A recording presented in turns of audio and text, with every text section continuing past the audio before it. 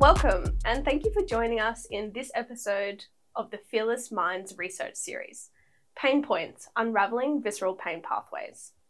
I'm Dr Kelsey Dodds, a research associate at Flinders University, and I'm thrilled to welcome you to today's discussion as we explore the neural pathways that control how we detect and feel pain from our internal visceral organs. To begin with, I'd like to acknowledge that we're hosting this discussion on the traditional lands of the Kaurna people, and that we pay our respect to their elders, past, present, and emerging. We also acknowledge and convey our deep appreciation to the elders of all the nations upon which Flinders operates.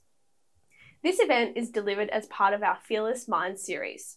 Throughout the series, you'll have the opportunity to meet Flinders University's most engaging early to mid-career researchers as they bring you their latest research from a diverse range of fields. Today, we are fortunate to be hearing from Dr Andrea Harrington, a Senior Research Fellow from the Flinders Health and Medical Research Institute. Andrea is based in the Visceral Pain Research Group, otherwise known as VIPER, and her laboratory-based research focuses on identifying the neural circuits in the spinal cord and brain that receive pain signals from our visceral organs. Andrea, thanks for joining us today. Can you tell us a bit about yourself and start with the basics, like what is visceral pain? Yeah, thanks Kelsey for that lovely introduction. And I'm really happy to be here involved in the Fearless Minds campaign. So yeah, visceral pain. So visceral relates to our internal organs, our hearts, our lungs. Our research is mainly focused on the GI tract, primarily the viscera in your pelvic region, so your bowel, your bladder, reproductive organs. And just like our skin, with the way we feel touch or we feel heat, the sensory nerve endings signal this through the spinal cord into our brain and alert us to a harmful event. And so then we remove our hands from a harmful event. Our visceral organs also have sensory fibres and endings, and they signal through the sensory pathways through the spinal cord to the brain, or they go via different pathways straight to the brain. And we can't remove our visceral organs from the harmful event, but it promotes things like motility. So we push out the things that might be causing a damaging event. Mm-hmm. And so yeah, my research is looking at those circuits and primarily looking at how they communicate with the neurons and the nerve pathways in your spinal cord, which then send the signals up to your brain to tell us that something's happening in your GI tract or your bladder. And these pathways are also involved in just general regulation of telling you when you need to go to the toilet or alerting you to the need to have a bowel movement. So yeah, we use a range of laboratory-based techniques to map out these circuits. Awesome.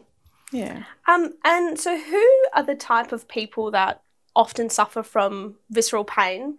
And what are some of the effects of things like irritable bowel syndrome and pelvic pain? What effects do they have on people's quality of life? Yeah, so visceral pain in itself is a physiological need. We need to be able to detect something harmful and remove it. And then we've got abnormal visceral pain. This is when the pain pathways are somehow changed, or the pain signalling is amplified so that an event that would normally not be perceived as painful is actually become perceived as painful. And then what we're really interested in is so that there's events of acute pain. So if you've got an inflammatory event or you've got gastroenteritis, you experience acute pain, you sort of take medication or you go and see a doctor, you take it easy on what you eat, and the pain subsides. And then there's chronic pain, and these are conditions that are associated with irritable bowel syndrome. Mm-hmm. So we've got chronic either continual or intermittent pain that's in your abdominal and extending from your bowel, and then changes in bowel habit. And so this irritable bowel syndrome is reported to affect between 5 to 10% of the global population. That's a lot. It is a lot. And in Australia in particular, the most recent reports is about 5% of Australia's population. and it's in terms of the pain, it can be from a mild pain to a severe pain. It's intermittent, it's unpredictable, and so it can affect quality of life in terms of professional education capabilities, and also social interactions and people's ability to live their fullest life. And so the biggest thing about our research is trying to discover ways that we can help these people in terms of managing the pain related to their viscera, because currently the treatments are very non-specific. So we want we wanted to develop some viscera-related management therapies, and so by us understanding the neural circuits involved and how they change, we can discover some of these viscera-related or targeted therapies. Yeah, awesome. Yeah.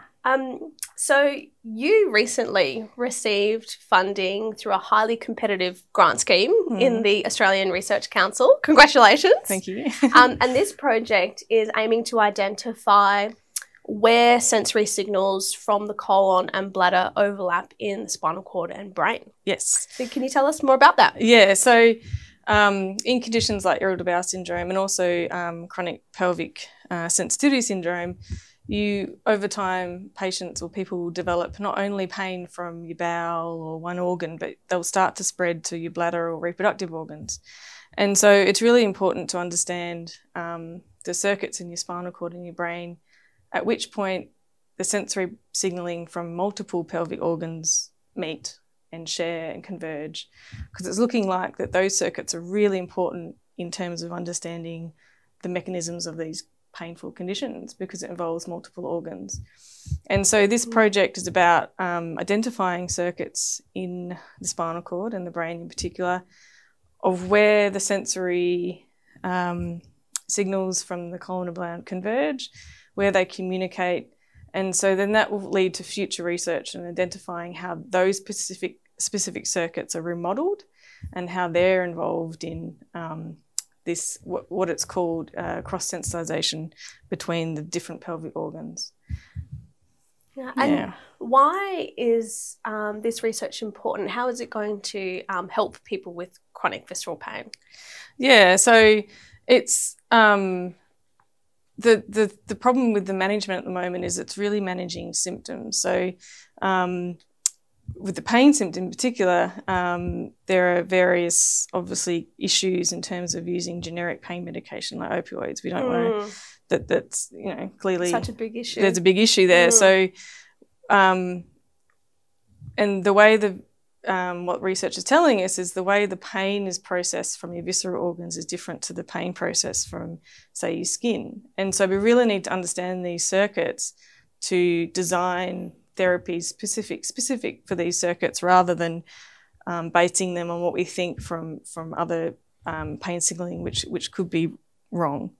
And there's also other therapies that, in terms of diet and cognitive behavioural therapies, which are showing to have great effect with irritable bowel syndrome and chronic pelvic sensitivity syndrome and acupuncture. And so part of understanding how those other therapies work in combination, we need to understand what they're actually doing to the circuitry. And to understand what they're doing to the circuitry, we need to actually understand what the circuitry is.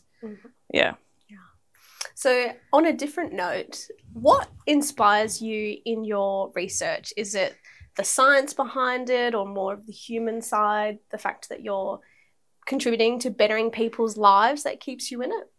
Oh, that's a good question. It's a combination of both, really. There's always the human element of it, given the common, or given the prevalence of conditions of such as IBS and in general chronic pain. I know people in my life that have these conditions, and it's always nice to remind myself in the days when research is being research. It's not always, sometimes it's obviously a hard slog sometimes, but I like to think that you know, down the track, at least one of the things I discover or help shape will help, obviously, the people I know personally, but, you know, there's obviously a wider appeal. And then in terms of the science, it is, you know, the research, I really enjoy what I do. And in terms of working with neural circuitries, I use a lot of techniques where I label the neurons and nerve fibres with fluorescent markers. And so I get to visualise how these nerves communicate with each other and how they're organised, and it's just beautiful. And so, I like you know, it's like artwork, and so that really inspires me, how everything's so organised and disorganised at the same time. Yeah. Cool. And what advice would you give to someone who's interested in pursuing a career in health and medical research? Well, I guess it depends on what level you're talking to, but I would encourage people to do it. I think, again, it's the element that whatever you might discover will ultimately, hopefully, help some person down the end. The advice would be to, if you find something that interests you, to pursue that, to talk to people around those things that you enjoy, because that's what's going to motivate you to keep going in those days when you sort of think, oh, well, you know, this is all not working. But if it's something that fundamentally inspires you and you're interested about, those are the things that you should sort of follow. Yeah. Awesome. Well, thanks for those inspirational words, and what a great discussion we've had today. Thank you, Dr. Andrea Harrington, for sharing your research journey with us. Remember, you can watch any of our Fearless Minds episodes on the Flinders YouTube channel. We hope you can join us for the next one. Thank you once again, and bye for now.